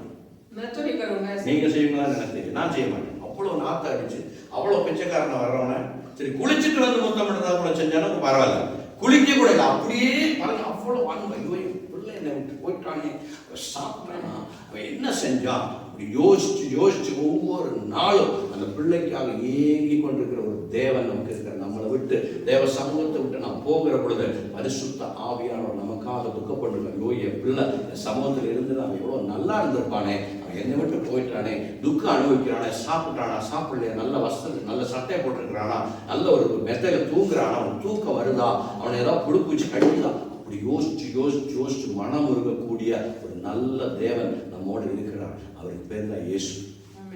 एक ऐसा अच्छा परमेश्वर हमारा है जो हमारे ऊपर तरस खाने वाला, हमें प्रेम करने वाला है कि मेरा बच्चा कैसा रह रहा है, अच्छे में भलाई में बुराई में करके सोचने वाला, एक अच्छा तरस खाने वाला परमेश्वर हमारे लिए जिंदा है. हालेलुया. அடுத்த வசனம் பாருங்க, 26 வசனம் எழுது. குமாரன் தகப்பனை நோக்கி, தகப்பனே பரத்துக்கு விரோதமாகவும் உமக்கு விரோதமாகவும் நான் பாவம் செஞ்சேன், இனிமேல் உம்முடைய குமாரன் என்று சொல்லிக் கொள்வதற்கு நான் பாத்திரன் அல்ல என்று சொன்னான். அப்பொழுது தகப்பன் என்ன பண்ண, அப்படி சொன்னோன்னே அவங்க அப்பா அதெல்லாம் ஒண்ணு சொல்லல, அவன் செஞ்ச தப்பெல்லாம் கேட்கவே இல்லை. நீ ஏன் தப்பு பண்ண, என்ன செஞ்ச, ஐயோ அப்படி பண்ண, ஒன்னும் கேட்கல. உடனே வேலைக்காரங்களை கூப்பிட்டு என்ன சொல்றாரு தெரியுமா, நீங்கள் உயர்ந்த வஸ்திரத்தை கொண்டு வாங்க, நான் அவன் சட்டையெல்லாம் கிழிஞ்சு வச்சுப்பான், என் பிள்ளைக்கு இருக்கிறதுலயே நல்ல சூட்டு தச்சு வச்சிருக்கு பார்த்தியா, அந்த சட்டை எடுத்துட்டு வா, அவனுக்கு நல்ல ஒரு செருப்பை கொடு, அவனுக்கு நல்ல மோதிரத்தை கொடு. அந்த காலத்துல அவங்க யூதர்களுடைய பரம்பரை என்ன அப்படின்னு கேட்டீங்கன்னா, பிள்ளைகளுக்கு வந்து அதாவது வாலிப பிள்ளை ஆன உடனே தன்னுடைய அப்பா மோதிரம் கூறி மகன் கையில போட்டு கொடுப்பாங்க. அது எதுக்கு அப்படின்னு அடுத்த ரெஸ்பான்சிபிலிட்டி மகன் தான் செய்யணும், அப்பாவுக்கு அடுத்த ரெஸ்பான்ஸ் மகன் செய்யணும். அப்ப அந்த மோதிரம் தான் அதுக்கு வந்து அதை வச்சுதான் அதிகாரத்தை கணக்கிடுறது. பாருங்க, எல்லாத்தையும் வித்து காலி பண்ணிட்டு போன மகன் ஆனா திரும்பி வந்த உடனே அந்த அன்பான தகப்பன் என்ன செய்யறாரு, அவருக்கு இருந்த எல்லா ஐஸ்வர்யங்களையும் தன் பிள்ளைக்கு திரும்ப விடுறார். यहूदियों का एक रिवाज है, जैसे वो अपने बाप जो है अपने बच्चे बड़े हो जाते हैं तो उसको जब अपने पूरे घर का हिस्सा देते हैं या पूरे घर का जिम्मेदारी देते हैं तो अपनी अंगूठी उतार के उसके हाथ में डालते हैं. तो ये अभी इस पिताजी ने वही किया है. இதுதான் கடவுளுடைய அன்பு, இதுதான் ஆண்டவருடைய அன்பு. ये है परमेश्वर के प्यार. அவர் என்ன நினைக்கிறார், எப்பொழுதும் நாம் அவர் சமூகத்திலே இருக்கணும். परमेश्वर चाहते हैं हम सब में हमेशा उनके साथ बने रहें. அவர் சமூகத்தை விட்டு அவருடைய அந்த காம்பவுண்ட் அப்பாவுடைய காம்பவுண்டை விட்டு வெளியில போனா அவருடைய வாழ்க்கை போயிடும். जब हम परमेश्वर के साथ बने रहेंगे तो हमारे जीवन में खुशियां होंगी, भलाई होगी. लेकिन अगर அப்பாவோட அந்த காம்பவுண்டுக்குள்ள அப்பா வீட்டுக்குள்ள நம்ம இருந்தோம்னா யார் என்ன செய்ய வந்தாலும் அப்பா போய் அவங்க நாடிடுவாங்க. लेकिन जब हम परमेश्वर के साथ है, हम पिताजी के साथ बने रहेंगे तो हमारे सामने कोई भी नहीं होगा, हमारे दुश्मन बनके कोई नहीं आएगा, हमें कोई नाश नहीं करेगा. परमेश्वर हमारे लिए सब कुछ देगा. ஆண்டோட சமூகத்துக்குள்ள நிலை நிற்கிறது வரைக்கும் நமக்கு எல்லா ஆசீர்வாதங்களும் தொடர்ந்து கிடைச்சிட்டு हम जब तक परमेश्वर के संगति में बने रहेंगे हमें सब आशीष मिलता रहेगा. எப்போ அந்த ஆசீர்வாதத்தை விட்டு ஜபத்துல குறைந்து போகிறோமோ, வேசல் வசனம் படிக்கல குறைந்து போகிறோமோ, ஆவிக்குரிய காரியங்கள் நம்ம குறைந்து போகிறோமோ, அப்பொழுது என்ன பண்ணுவோம், நான் சொன்னேன் வெளியில விசுவாசம் வெளியே நிற்கிறோம், எப்படியாவது நம்மளை வந்து என்ன பண்ணிடுவோம், நாசம் பண்ணிடுவோம். எப்படியாவது அவருடைய ஆசீர்வாதத்தை குலைச்சு போடணும், சந்தோஷத்தை, குடும்பத்துக்குள்ள சந்தோஷம், சமாதானம், கையின் பிரயாசங்கள் எல்லாத்தையும் எப்படியாவது குலைச்சு போடணும்னு சொல்லிட்டு எப்படி ஒரு வெளியில ஒரு மனிதன் வந்து நான் சொன்னேன் இல்லையா, அதுக்கு அவர் உதாரணமா சொன்னேன். கஞ்சி அடிக்கிறவங்க கூட ஃப்ரெண்ட்ஸை வச்சுக்கிட்டோன்னா என்ன பண்ணுவான், வீட்டில் கஞ்சிக்கு சாப்பாட்டுக்கு வழி இல்லைனாலும் வாங்கி கொடுக்க மாட்டான், தண்ணி அடிக்கிறதுக்குள்ள நான் அவனை கூட்டு போவேன். ஏன்னா நம்மளை கெடுக்கணும், நம்ம நல்லா இருக்கக்கூடாது, நம்ம சமாதானமா இருக்கக்கூடாது, குடும்பத்துக்கு சந்தோஷமா இருக்கக்கூடாது. அதுதான் இந்த உலகத்தினுடைய சிஸ்டம். நான் அதிலிருந்து நாம் விடுதலை பெற்றுக்கொள்ள வேண்டும் என்றால், ஆசீர்வாதமா விடுதலையோட இருக்க வேண்டும்னா என்ன பண்ணணும், ஆண்டவரோட சேர்ந்து நம்ம இருக்க கற்றுக்கணும். हमें आशीष पाना है तो परमेश्वर के साथ बने रहना है, क्योंकि शैतान हमारे इंतजार कर रहा है कब तुम परमेश्वर से अलग होके प्रार्थना करें. ஒரு நாள் நம்ம परमेश्वर से अलग होके விலகி போகவே கூடாது. कभी भी हम परमेश्वर के संगति से अलग नहीं சில நேரத்தில் நம்ம பிடிக்காம இருக்கலாம், நம்மளுக்கு ஜெபம் பண்ணணும் தோணாம இருக்கலாம், பைபிள் படிக்கணும்னு தோணாம இருக்கலாம், ஒரு ஜெபத்துக்கு இல்லைன்னா ஒரு பைபிள் ஸ்டடிக்கு இல்லைன்னா ஒரு காரியத்துக்கு போக வேணாம்னு தோணாம இருக்கலாம். ஆனாலும் நம்ம என்ன பண்ணணும், மனப்பூர்வமாக நம்ம செய்யணும். ஏன்னா அப்பா சமூகத்தை விட்டு நம்ம போயிடவே கூடாது. விசுவாசனுடைய தந்திரம் எப்படியாவது இதிலிருந்து விலக்கி விடணும், நம்மளுடைய சந்தோஷத்தை என்ன பண்ணணும், எடுத்து விடணும். कभी हमारे मन में आता है कि प्रार्थना नहीं करना, वचन नहीं पढ़ना, परमेश्वर से अलग होना है करके मन में इच्छा जतेगा, लेकिन उससे उसी की तरह नहीं रहना है, परमेश्वर से बने रहना है। பிசாசோட இன்னொரு தந்திரம் என்னன்னா அப்பா பேசுறத விட அன்பா அவன் பேசுவான் மாட்டான். शैतान का चाल क्या है? पिता बोलने से भी प्यार से शैतान बात இவன் எங்க அப்பா கூட இவ்வளவு நல்லா பேசலையே, இவன் எவ்வளவு நல்லா பேசுறான், மீட்டா மீட்டா பேசுறான் அப்படின்னு அவன் வந்து அப்ப அந்த பக்கத்துல இருந்து பேசுவான். आमीन। हमारे घर के लोगों से भी अच्छी तरह बड़े प्यार से बात करके दिखा। அதான் ஆண்டவர் ஆதாம ஏவாளை ஏமாத்தினான். ஆண்டவர் கடவுள் அவனை இப்படி சொல்லியிருக்கிறாரா? அப்படியே என்ன அர்த்தம்? கடவுளை மாதிரி நீ ஆகக்கூடாது, கடவுளை மாதிரி நீ இருக்கக்கூடாது அப்படின்னு நினைச்சு பொறாமையில சொல்லியிருக்கான்னு சொல்லி போய் சொல்லிட்டான். आदम हव्वा को भी उसने ऐसे धोखा दिया है। परमेश्वर ने सच में ऐसे बोला है? नहीं बोला। तुमने साइड अच्छा नहीं सुना होगा। கொஞ்சமா யோசிக்கணும் இல்லையா? வசனம் நம்ம என்ன படிக்கிறோம்? ஆண்டவருடைய ரூபத்திலே, ஆண்டவருடைய சதுரசத்திலே அவரை போலவே ஆதாமை ஏவாளை படைச்சிருந்தாரா? परमेश्वर ने आदम और हव्वा को परमेश्वर के रूप और स्वरूप से बनाया। அப்ப பிசாசு வந்து இவங்க சொல்றப்ப இவங்க இப்படி சொல்லியிருக்கணுமா இல்லையா? நாங்க போடா முட்டாள, நாங்க யாரு எங்க அப்பா மாதிரியே தான் இருக்கிறோம்னு சொல்லியிருக்கணும். हमें जब ये शैतान धोखा देने आया था तो उस समय ये लोग बोल सकते थे कि मुझे धोखा मत दो, ये मूर्ख चले जा, परमेश्वर ने अपने रूप और स्वरूप से मैं बनाया है। இவங்களுக்குள்ள சந்தேகத்தை கிளப்பி விட்டான். लेकिन इनके अंदर एक संदेह उन्होंने डाल दिया। நல்லா ஜெபம் பண்ணல, எவ்வளவு நாளா ஜெபம் பண்ணிட்டு ஒண்ணுமே நடக்கலையே, எவ்வளவு நாளா கோயிலுக்கு போற, சர்ச்சுக்கு போற ஒண்ணுமே நடக்கலையே, எவ்வளவு நாளா பைபிள் ஸ்டடி படிக்கிற ஒண்ணுமே நடக்கலையே அப்படின்ற மாதிரி ஒரு சந்தேகத்தை நம்மளுக்குள்ள கொண்டு வந்து போறது பிசாசுடைய பெரிய தந்திரம். आमीन। अभी इतने प्रार्थना किया, इतना तुमने बाइबल स्टडी में गया है, वचन सुना है, कुछ हुआ है? कुछ नहीं हुआ ना। ஒரே ஒரு வார்த்தை மட்டும் வசனம் சொல்லுது, நீங்க இயேசு கிறிஸ்து பேரை சொல்லி உங்க வீட்டுக்குள்ள யாராவது வராங்கன்னு ஒரு பாஸ்டர் நான் பைபிள் எடுத்துட்டு வர்றாங்க, சுவிசேஷம் சொல்றேன் அப்படின்னு சொல்லி யாராவது வந்தாங்கன்னா நீங்க அவருக்கு ஒரு கிளாஸ் தண்ணி குடிக்கணும், சார் தண்ணி குடிங்க அப்படின்னு சொல்லி ஒரு கிளாஸ் தண்ணி கொடுத்தா கூட அந்த தண்ணி கொடுக்கிற மனிதனுக்கு தேவன் ஒரு நல்ல ஆசீர்வாதத்தை கொடுப்பார். वचन में लिखा है कि जब तुम्हारे घर में कोई आता है परमेश्वर के सुसमाचार सुनाने के लिए, अगर उसको आपने एक पानी, एक ग्लास सादा पानी दिया पियो तो उसके लिए आपको बदल मिलेगा। பாருங்க, அப்படின்னா நம்ம பைபிள் படிச்சு எவ்வளவு பெரிய ஆசீர்வாதம். தண்ணி கொடுக்கிறவங்களுக்கு அவ்வளவு ஆசீர்வாதம்னா ஒரு கிளாஸ் தண்ணி 200 மில்லி 150 மில்லி தண்ணி ஒருத்தர் கொடுத்தாலே ஆசீர்வாதம் கொடுப்பாருன்னா தேவனுடைய வார்த்தையை படிச்சு எப்படி இருக்கும்? பைபிள் ஜெபம் பண்ணா என்ன ஆசீர்வாதம்? ஆசீர்வாதம் நிச்சயமாவே நமக்கு முன்னாலே வந்துகிட்டே இருக்கும், நிச்சயமா வரும். அதுல ஆண்டவர் குறையே வைக்க மாட்டாங்க. அவரை கடனாளியாக நீங்க வைக்கவே முடியாது. ऐसा लोगों को आशीष मिलेगा तो परमेश्वर के वचन पढ़ने वालों को, प्रार्थना करने वालों को कितने सारे आशीष मिलेगा। நீங்க ஆண்டவருக்கு எவ்வளவு கொடுக்குறீங்களோ, நேரத்தை கொடுக்குறீங்களோ, பைபிள் படிக்கிறீங்களோ, அதாவது 2வது சங்கீதம் படிச்சோம், எல்லாம் சொல்றதுக்கு நேரம் இல்லாம சீக்கிரமா சொல்லிட்டு போனோம், சிஸ்டர் டியூட்டிக்கு வரணும், அதாவது சீக்கிரம் முடிக்கிறேன், அவ்வளவு முடிஞ்சு. 2வது சங்கீதம் படிக்கிறப்ப என்ன சொன்னோம்? அதை படிச்சோம், இரவும் பகலும் தேவனுடைய வார்த்தையை தியானிக்கிற மனுஷன் எப்படி பண்ணுவானா? ஆசீர்வாதம். அப்படிப்பட்டவனா செய்யக்கூடிய எல்லா காரியங்களையும் தேவன் வாய்க்கு பண்ணுவான். என்ன காரியம் செஞ்சாலும் அது ஆசீர்வாதம். பொட்டி கடை வச்சாலும் அது பெரிய ஆசீர்வாதம். ஏன்னா அவரை நம்ம நேசிக்கிற வசனத்தை கேட்கிறோம் அப்படின்னு சொல்றப்ப என்ன பண்ணுவாரு? நமக்கு தேவையானவர்களை எல்லாம் தேவன். ஹல்லேலூயா. கண்களை மூடுவோம். अपनी आंखों को बंद करेंगे, हम प्रार्थना करेंगे। அன்பின் பரலோக பிதாவே, प्यार भरा हमारे स्वर्गीय पिता, அருமையான தேவனுடைய அன்பில் இருந்து, எங்களுடைய தகப்பனுடைய அன்பில் இருந்து நாங்கள் ஒரு நாள் ஆண்டவரே உம்மை விட்டு தூரமா போய்விடக்கூடாது. परमेश्वर आपके उस महान प्यार से हम कभी हटने ना पाए। காலையில் நாங்கள் கேட்ட இந்த வார்த்தைகள் எங்கள் இதயத்துக்குள்ள இருக்கட்டும். आज सुबह हमने सुना वो इस बात सारे हमारे दिल में रहने पाए। கடவுளை விட்டு நாங்கள் விலகி போகவே கூடாது. आपको छोड़ के हम अलग ना होने। உங்களுடைய வார்த்தைகளை கேட்கணும், आपके वचन को सुनना है, ஜெபிக்கணும், प्रार्थना करना है, பைபிளை நாங்கள் படிக்கணும், बाइबल पढ़ना है, சத்தியம் என்னன்னு அதிகமாக நாம் தெரிந்து கொள்ளணும். सच्चाई को हमें ज्यादा जानना है। எவ்வளவு உங்களுடைய பிரசன்னத்துக்குள்ள, உங்களுடைய வீட்டுக்குள்ள நாங்கள் இருக்கிறோமோ அவ்வளவு நாங்கள் ஆசீர்வதிக்கப்படுவீர்கள் என்று இந்த காலையில எங்களோட பேசினீர்கள். நன்றியாக आज सुबह के समय आपने ये हमें सिखाया प्रभु, जितनी देर हम आपके साथ बने रहेंगे उतने आशीष के कारण है। நாளை எங்கள் வாழ்க்கை வந்து எல்லா குறைகளையும் மன்னிக்கும்படியாக ஆச்சரிக்கிறேன். पिछले दिनों में हमारे जीवन में आया हुआ सारे कमी घटियों को माफ करिए। ஆண்டவரே, அந்த கெட்ட குமாரன் ஆண்டவரே மனம் திரும்பி தேவ சமூகத்தில் வந்தது போல இந்த காலை வேளையில நாங்களும் மனம் திரும்புவதோட உங்க சமூகத்தில் வருகிறோம். परमेश्वर आज उस धूर्त पुत्र के समान हम भी अपने मन फिरावट पाते हुए आपके संगति में आ रहे हैं। ஜெபிக்கிறதுக்கு, வேதத்தை படிக்கிறதுக்கு, ஆண்டவரே மீட்டிங்ல அட்டெண்ட் பண்றதுக்கு எந்த ஒரு ஆண்டவரே உதாசீனம் இல்லாத வருகிற நாள்கள் நம்ம தொடர்ந்து உங்க சமூகத்திலேயே நிலைத்திருப்போம். परमेश्वर हम भी एक वचन पढ़ने में, प्रार्थना करने में कोई भी कमी घटी के बिना आपके सामने बने रहने के लिए हमारी मदद करिए प्रभु। குமாரன் எடுத்த தீர்மானத்தை போல நாங்கள் இந்த காலங்களில் தீர்மானத்தை எடுக்கிறோம். उस छोटे जो लिया हुआ निर्णय के समान हम भी एक निर्णय लेके आपके सामने ஆசீர்வதி, வசனத்தை கேட்டவர்களை ஆசீர்வதி. आज हमें आशीष करिए, वचन सुनने वाले हर एक को आप आशीष करिए। இயேசு நாமத்திலே நாங்கள் ஜெபிக்கிறோம் நல்ல பிதாவே. यीशु मसीह के नाम से हमने प्रार्थना मांगा है। ஆமென். ஆமென். என் ஆத்துமாவே கர்த்தரை ஸ்தோத்திரம். आत्मा में करते रहे। முழுவதுமே मुழுவதுமே परिशुद्ध नामத்தை என் ஆத்துமாவே கர்த்தரை आत्मा में करते கர்த்தர் रहे। சகல கர்த்தர் செய்த சகல உபகாரங்களையும் மறவாதே। ஆமென். ஹalleluya ஸ்தோத்திரம். தேவனை ஆசீர்வதிப்பாராக. தொடர்ந்து ஜெபியுங்கள், தொடர்ந்து மீட்டிங்கில் தொடர்ந்து வாருங்கள்.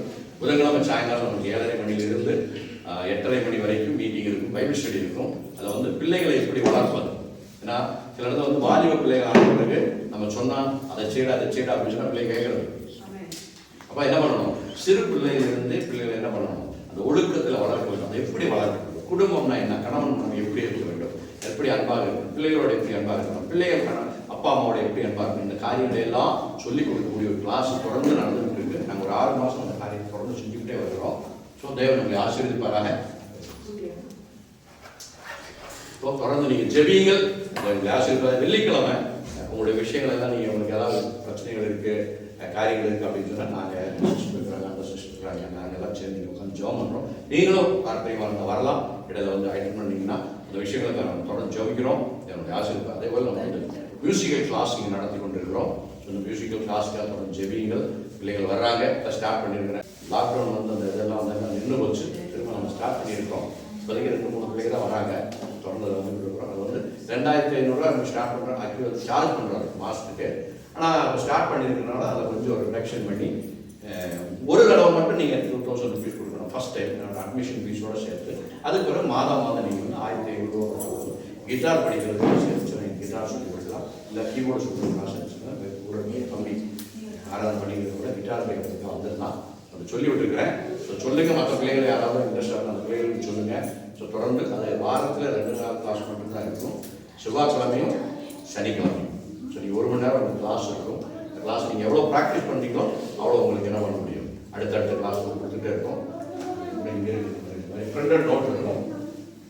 நம்ம சொல்லி யாருமே வந்து நான் நிறைய இடத்துல என்னுடைய பிள்ளைகளை படிக்க ஆரம்பிச்சேன், யாருமே இந்த மாதிரி நோட்ஸ் எல்லாம் கொடுக்குறது. இந்த நோட்ஸுக்கு இது வந்து உங்களுக்கு ஒரு புக்கு மாதிரி வந்துடும். அதுக்கு தான் அந்த 500 ரூபா அட்மிஷன் ஃபீஸ்லாம் வாங்குறோம். ஸோ இது மாதிரி ஒரு இதில் போட்டு உங்களுடைய பேர், ஒரு டைமிங் எல்லாம் போட்டு அந்த ஸ்கேல்ஸ் என்ன ஸ்கேல் நாங்கள் சொல்லிக் கொடுக்குறோம் அது எல்லாமே வந்து இதில் எழுதி உங்களுக்கு வந்து ஒவ்வொரு வாரம் எதை சொல்லிக்கிட்டோம் அந்த பேப்பர்ஸ் உங்களுக்கு வந்து இந்த மாதிரி வந்து சேர்த்து இந்த ஃபைல் கொடுப்போம். அதை பார்த்து பிள்ளைங்க நீங்கள் என்ன பண்ணலாம், தொடர்ந்து அதை கற்றுக்கொள்ளலாம். ஸோ தேவன் உங்களுக்கு வந்து பெரியவராக செய்வார்.